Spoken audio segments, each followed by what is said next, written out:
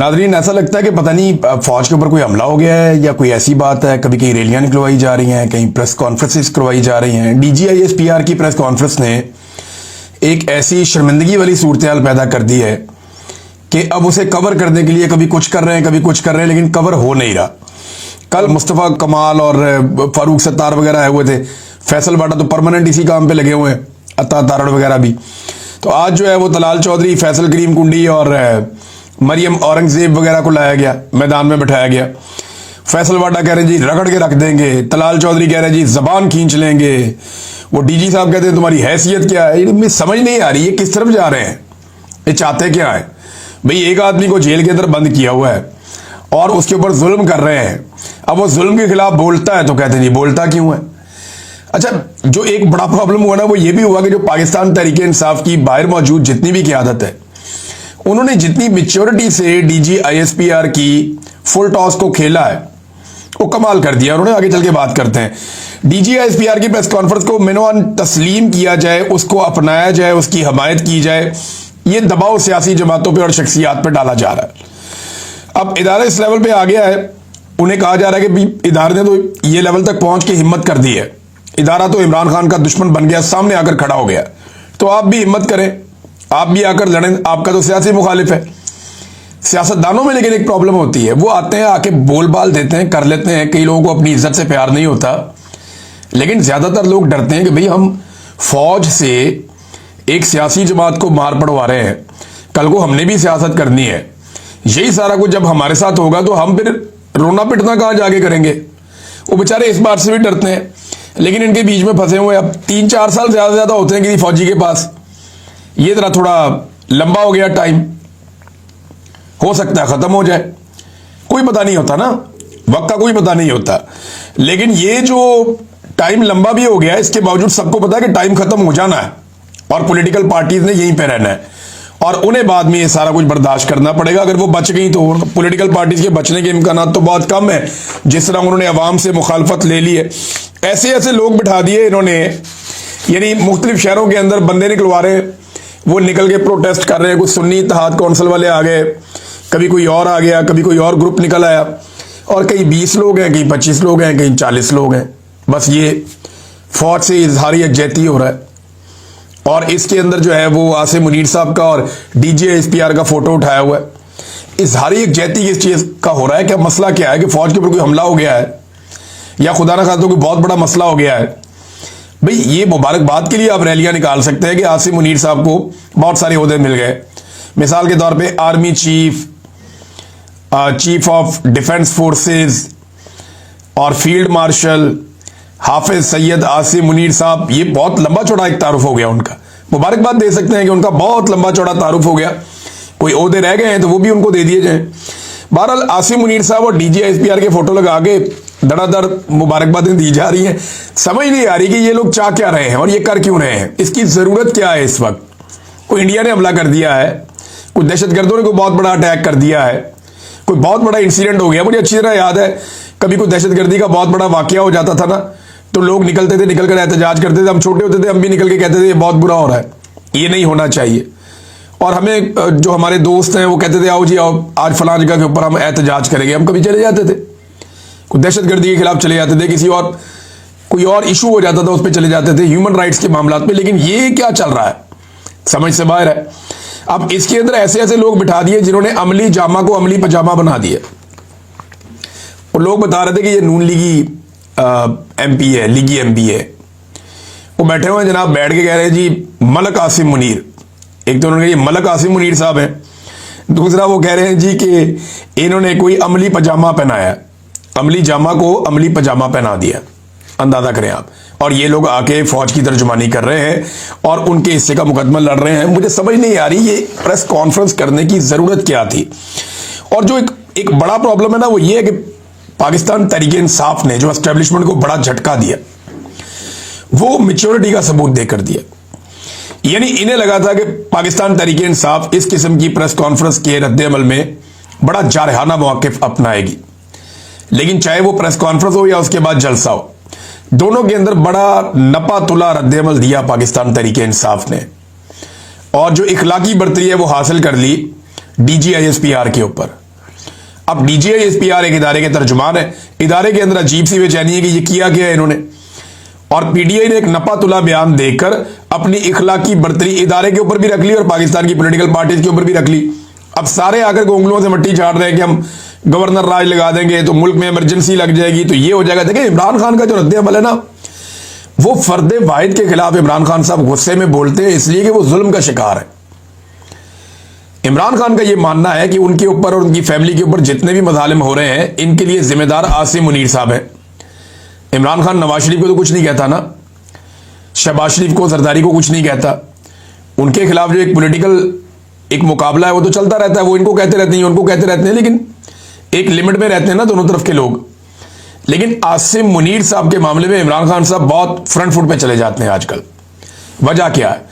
उन्हें लगता है कि उनके साथ और उनकी फैमिली के साथ जो कुछ भी हो रहा है, बल्कि वो ये दावा करते हैं कि ये आसिम मुनीर साहब कर रहे हैं, वो इसके पीछे हैं। और DGI-SPR ने उनके मौक़िफ़ के ऊपर आके मोहर लगा दी कि जनाब इमरान खान साहब जो कह रहे थे वो ठीक कह रहे थे। एक चीज जो है ना, ज़हनी मरीज का जुमला, ये इंतहाई नागवार जुमला, ये दोनों तरफ से जो भी इस्तेमाल करे है तो नागवार। लेकिन आसिम मुनीर साहब के लिए एक बहुत बड़ा पंगा है इसमें। मैं आपको बताता हूं कैसे।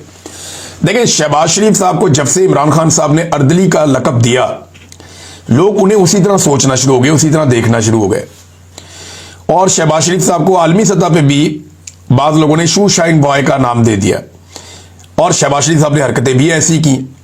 अब आसिम मुनीर साहब के बारे में इमरान खान साहब कहते हैं ये ज़हनी मरीज है। अब ये ज़हनी मरीज अगर किसी मुल्क का आर्मी चीफ है और वो मुल्क एटमी कुव्वत है, वो ये फिर एक नया पंगा है।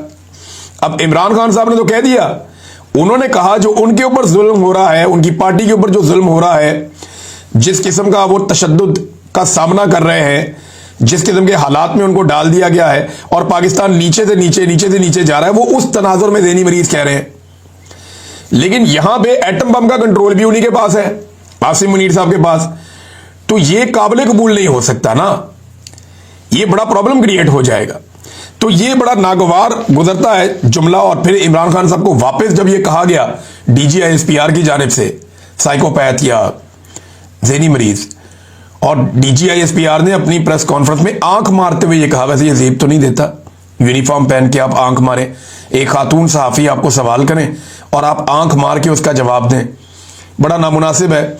मैं कोई ऐसी मायूब बात नहीं कर रहा, लेकिन ये तर्ज अमल नामुनासिब है। बॉडी लैंग्वेज होनी नहीं चाहिए एक यूनिफॉर्म्ड ऑफिसर की।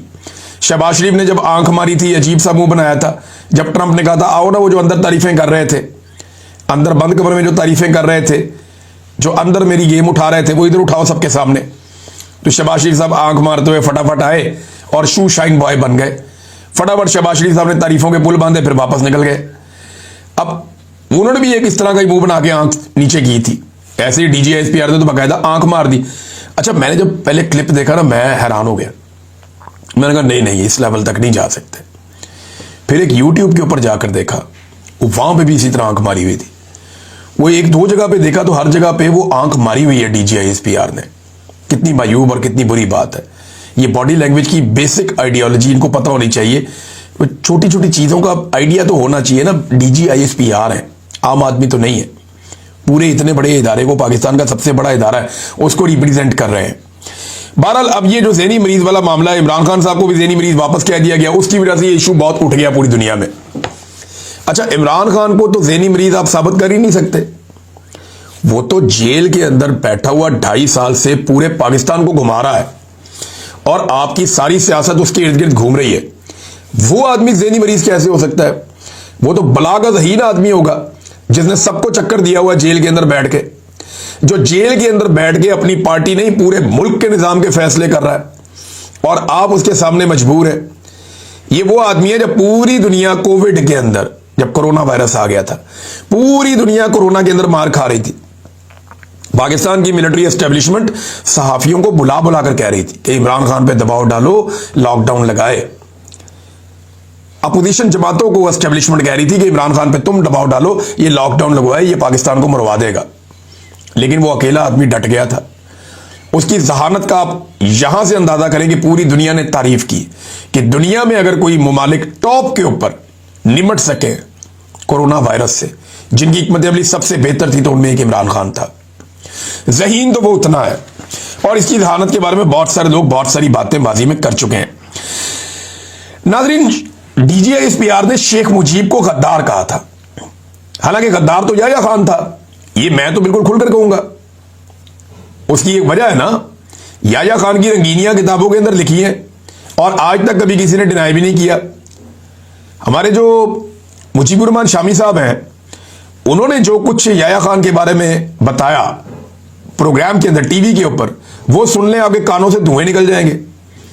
जितनी तारीख की किताबें वो बताती हैं, मुजीबुर रहमान कमीशन की रिपोर्ट पढ़ ले, वो ये बताती है कि याया खान ने जो तबाही फेरी उसकी वजह से पाकिस्तान दो टुकड़े हुए। तो गद्दारी तो याया खान ने की ना, आइन से भी गद्दारी की, हलफ से भी गद्दारी की, अपने मुल्क से भी गद्दारी की, पाकिस्तान के 90,000 के करीब फौजी भी कैदी बनवा दिए, तारीख का बदतरीन सरेंडर भी करवा दिए। तो गद्दार तो जनरल याया था। अच्छा, जनरल मुजीब को अब DGISPR कह रहे हैं जी गद्दार है, मगर नवाज शरीफ का अभी एक क्लिप वायरल हो गया दोबारा, उसमें तो वो कह रहे हैं कि वो बहुत अच्छा आदमी था। एहसन इकबाल साहब कह रहे हैं कि वो तो फातिमा जना का पोलिंग एजेंट था या उनका कंपेन एजेंट था, उनके साथ था। जब उसने देखा कि इन्हें यहां इंसाफ नहीं मिल रहा कायदे आज़म की बहन को, तो मेरे लोगों को क्या मिलेगा। तो एहसन इकबाल, ख्वाजा आसिफ, मोहम्मद नवाज शरीफ ये बार बार गवाहियां दे चुके हैं शेख मुजीब के हक में, और ये सारे आज इक्तदार में हैं। अब फैसल वापडा जैसे लोग ये कहते हैं, या सुहेल वड़ाई साहब ने भी लिखा है कि एस्टेब्लिशमेंट के पास सबूत आ गए हैं कि तहरीक इंसाफ जो है वो एस्टेब्लिशमेंट के या फौज के या मुल्क के खिलाफ है, लिहाजा अब उनको स्पेस नहीं दिया जाएगा। तो यार ये सबूत जो है ये नवाज शरीफ के खिलाफ भी थे, यही सबूत जरदारी के खिलाफ भी थे, यही सबूत बेनजीर के खिलाफ भी थे, यही सबूत बुगटी के खिलाफ भी थे, यही सबूत बाजा खान के खिलाफ भी थे, यही सबूत फातिमा जना के खिलाफ भी थे, यही सबूत जो है वो जुल्फिकार अली भुट्टो के खिलाफ भी थे। ये सबूत बड़े अरसे से हमने बहुत देखे हैं। ये सबूत दिखा दिखा के खबरें चलवा देते हैं और टाउट्स उठ के चला भी देते हैं, और बाद में पता चलता है जनाब गेम कोई और है, खेल ही कोई और है, फिर उन्हीं के साथ जाकर बैठ जाते हैं। जब आवाम का डंडा आएगा ना, प्रेशर आएगा, तो इन्हें अपने घुटनों पे बैठ के इमरान खान को सलाम करना पड़ेगा। ये मैं जानता हूं, और ये होगा इस मुल्क में इंशाअल्लाह। अल्लाह रब्बुल इज्जत बहुत ताकतवर है, उसके सामने किसी की ताकत नहीं चलती। अगर अल्लाह ने इमरान खान को इज्जत दी है तो किसी वजह से दी है, ये बिला वजह नहीं है। फवाद चौधरी ने एक बड़ी अहम बात की। फवाद चौधरी साहब तनकीद का निशाना भी बनते रहते हैं लोगों की, वो फवाद चौधरी साहब का और लोगों का मामला, लेकिन उन्होंने एक बात बड़ी जबरदस्त की। उन्होंने कहा जब ये हुकूमत के वज़रा कहते रहे इमरान खान को माइनस कर दो, असल में माइनस इमरान खान का इस वक्त फार्मूला चलाया जा रहा था, किसी तरह इमरान खान को बाहर निकालो। यही काम 4 साल से कर रहे हैं, जो हो नहीं रहा। पूरा पाकिस्तान ही माइनस कर दिया पकड़ के, हर इदारा माइनस हो गया, हर एक की क्रेडिबिलिटी खत्म हो गई। नवाज शरीफ माइनस हो गया, जरदारी माइनस हो गया, पीपल्स पार्टी, PMLN, ANP सारी जमातें, फजलुर रहमान सारे माइनस हो गए। इमरान खान को माइनस करने के चक्कर में वो माइनस नहीं हो रहा। अब जनाब फवाद हुसैन साहब कहते हैं, चौधरी साहब, कि जब हुकूमत के वज़रा कहते हैं कि तहरीक इंसाफ माइनस इमरान खान होगी, तो इसका मतलब ही क्या है भाई। तहरीक इंसाफ तो आपने 9 मई और 20 जून के दौरान ठुड्डे और मुक्के मार मार कर खत्म कर दी थी। अब तो इमरान खान है और अवाम है। तहरीक इंसाफ ना रजिस्टर्ड पार्टी है, ना इलेक्शन सिंबल है उनके पास, ना इनका कोई स्ट्रक्चर है, तो माइनस क्या करना है, वो तो है ही नहीं। ये जो ओहदेदार हैं इनको आज फारिग कर दें, इनकी जगह इमरान खान कॉलेज के लड़के लड़कियों को ले आएगा, वो तहरीक इंसाफ बन जाएंगे, वो कहेगा तो वो आगे आ जाएंगे। मेंबरान असम्बली का असीफा कल इमरान खान ने दिलवाना है, आज आप दिलवा दें, इससे क्या फर्क पड़ता है। माइनस इमरान खान के वफाक पर असरात का भी तजजिया कर ले, हर काम गुस्से से नहीं होता। फवाद चौधरी समझा रहे हैं कि अब भी समझ जाओ, सियासतदानों को, PTI को, इमरान खान को उनकी स्पेस वापस लौटा दो। लेकिन मुझे लगता नहीं है कि इतनी एस्टेब्लिशमेंट को अकल है। वो अब क्योंकि नया नया ओहदा भी आसिम मुनीर साहब को मिला है, तो वो अपने तरीके से सोचेंगे। बैनुल-अक़वामी सतह पे जब दबाव आना शुरू होगा तब चीज़ें बदलेंगी। शेर अफजल मरवत ने कहा जी कि गवर्नर राज लग सकता है, और उसके लिए उन्होंने एक वजह बताई है। वो कहते नहीं गवर्नर राज लगने की देर है, इन हाउस तब्दीली सामने आ जाएगी। यानी जैसे ही गवर्नर राज लगेगा, इमरान खान साहब के सारे जो MPA हैं वो बागी हो जाएंगे। अब वो कह रहे हैं 30 से 35 लोग इन हाउस तब्दीली के लिए सामने आएंगे, ये मेरा ख्याल है। शेर अफजल मरवत, वैसे इमरान खान साहब ने बिल्कुल सही पहचाना था बंदा। उस वक्त बहुत सारे लोग हमायत करते नहीं, शेर अफजल मरवत बहुत अच्छा बंदा है, अभी भी बहुत सारे लोग हमायत करते हैं, मैं खुद भी कहता रहा हूं कि नहीं यार अच्छा आदमी है। लेकिन शेर अफजल मरवत ने साबित किया कि इमरान खान का विजन सबसे ज्यादा है। इमरान खान ने शेर अफजल मरवत को सबसे पहले पहचाना और सबसे पहले बताया कि ए बंदा ठीक नहीं है। उसके बाद से शेर अफजल मरवत साहब ने हर रोज साबित किया कि इमरान खान को नुकसान पहुंचाने का वो कोई मौका जाने नहीं देंगे। ऐसा बता दिखाई देता है। नादरीन, यहां फैसल वाडा साहब का नाम नया रख दिया पाकिस्तान तहरीक इंसाफ के लोगों ने, जो नामुनासिब है। टॉमी उनका नाम रखा है फैसल वाडा का। पीटीआई के लोग कह रहे हैं जी फैसल वाडा का नाम अब टॉमी है, क्योंकि फैसल वाडा ने खुद ही लोगों को यह नाम दिया। नामुनासिब है, अच्छी बात नहीं है, लेकिन पीटीआई के लोगों ने बताया कि फैसल वाडा का नया नाम टॉमी है और ये नामुनासिब है, ये अच्छी बात नहीं है। लेकिन फैसल वाडा ने ये खेल खुद ही शुरू किया था, अब वो बेचारे खुद ही इसका शिकार भी हो रहे हैं। नादरीन, गुज़िश्ता साल की निस्बत, ये मैं 3 महीने की आपको रिपोर्ट बता रहा हूं। एक तो हुकूमत कहती है ना आम आदमी को अपना खर्चा कम करें, बहुत सारे मुलाजिम नौकरियों से निकाल दिए, पीआईए को बेच रहे हैं, फलाना इदारा बेच रहे हैं। हुकूमत अपने अखराजात कम नहीं कर रही। मैं आपको बताता हूं, ये सरकारी डेटा है, ये डॉन के ऊपर खबर भी छपी हुई है। मोहम्मद जुबैर साहब ने भी इस पर बहुत शोर मचाया। खबर यह है कि गुज़िश्ता साल जुलाई से सितंबर के दौरान जो पाकिस्तान की हुकूमत ने खर्चा किया वो 142 अरब था, और इस साल कितना किया? 162 अरब, यानी 20 अरब रुपया इजाफी कर दिया। होना तो ये चाहिए, मुल्क गरीब हो रहा है, सरमायाकारी नहीं आ रही, पाकिस्तान के हालात पहले से बहुत पतले हैं, पाकिस्तान की इकोनॉमी तबाह हो रही है, 100 से ज्यादा बड़ी टेक्सटाइल मिलें बंद हो गई हैं और रोजाना की बुनियाद पे मजीद मिलें बंद हो रही हैं। वो बेचारे अखबारों में इश्तिहार लगा लगा कर वजीर आजम से अपीलें कर रहे हैं, लेकिन वजीर आजम जिसकी 4 साल से हुकूमत है पाकिस्तान में, इसने तबाही और बर्बादी के अलावा इस कौम को कुछ नहीं दिया। 3 साल से आसिम मुनीर साहब बैठे हैं, उनके दौर में भी बदतरीन तबाही हुई है इकोनॉमी के मैदान में। तो अब बजाय इसके कि हुकूमती अखराजात कम होते, 142 अरब के बजाय 100 अरब कर लेते, नीचे ले आते। ये सिर्फ 3 माह के बता रहा हूं, जुलाई, अगस्त, सितंबर। अब 142 से बढ़ा के 162 कर दिए। अब अगले साल ऐसा लगता है ये और बढ़ा देंगे। तो पाकिस्तान आम पाकिस्तानियों को यह कहता है कि आप अपने अखराजात कम करें, आप अपने मेयार जिंदगी को नीचे ले आए। लेकिन जो सियासतदान है, जो हुकूमत है, इनके अल्ले तल्ले खत्म नहीं होते, इनकी मौजें लगी हुई है। ये बहती गंगा में हाथ धो रहे हैं और ये अवाम का पैसा अंधाधुंध लुटा रहे हैं। नाज़रीन, कल सुबह फैमिली जाएगी अडियाला जेल में मुलाकात के लिए, और इसके अलावा कुछ वकला की भी एक लिस्ट फराम की गई है कि इन्हें भी मिलवाया जाए। पंजाब के अंदर पोस्टर जारी कर दिए गए हैं और ये हुक्म दिया गया है, ये आलिया हमजा साहिबा ने यह हदायत जारी की है कि पंजाब के लोग पहुंचे अडियाला जेल के बाहर इमरान खान की बहनों को सपोर्ट करने के लिए, क्योंकि इससे पहले उन पर टॉर्चर भी हो चुका है। डीजी आईएसपीआर की प्रेस कॉन्फ्रेंस के बाद जो टेम्परेचर है वो बहुत हाई है। अब देखना यह है कि पंजाब और खैबर पख्तूनख्वा से कितने लोग कैसे आते हैं और अलीमा खानम को या उनकी दूसरी बहनों को इमरान खान से मिलने की इजाज़त मिलती है या नहीं मिलती। एक और चीज़ है नाज़रीन, जिस तरह अभी पेशावर में एक जलसा किया पाकिस्तान तहरीक इंसाफ ने, मोमेंटम बनाने के लिए वो अपनी एक्टिविटीज़ को बढ़ा रहे हैं। अगला जलसा जो है वो कोहाट में करने जा रहे हैं, एतवार वाले दिन उनका जलसा है, तो देखते हैं कोहाट कैसे रिस्पॉन्ड करता है। लेकिन एक मैं आपको तस्वीर दिखाता हूँ, इधर आप देखें, ये इस्तेकाम पाकिस्तान पार्टी का एक स्टेज बना हुआ है फैसलाबाद में, इसके ऊपर ये बड़ा सा बोर्ड लगा हुआ है, और ये देखें आप, ये सियासी प्रोग्राम है, कन्वेंशन है, पॉलिटिकल पार्टी है ना, इस पे आसिम मुनीर का फोटो लगा हुआ, 22वें ग्रेड के ऑफिसर है, इनका क्या काम है इसके ऊपर? यानी एक पॉलिटिकल पार्टी है इस्तेकाम पाकिस्तान पार्टी, इसके ऊपर एक फौजी का यूनिफॉर्म में फोटो लगा हुआ है। ये तो या तो आमरीत में होता है या बादशाहत में होता है। नॉर्मल जमहूरी ममालिक में ये तो नहीं होता कि एक सियासी जमात अपना प्रोग्राम कर रही है और अपने प्रोग्राम में army chief, field marshal, chief of defence forces Hafiz Syed Asim Munir साहब की फोटो लगा रही है। ये तो नामुनासिब बात है। तो इसका ना फौज को नोटिस लेना चाहिए और उन्हें ये पूछना चाहिए कि जनाब आप हमारा फोटो क्यों लगा रहे हैं और किस चक्कर में लगा रहे हैं। अब तक के लिए इतना ही, अपना ख्याल रखिएगा, अपने इस चैनल का भी। अल्लाह हाफिज।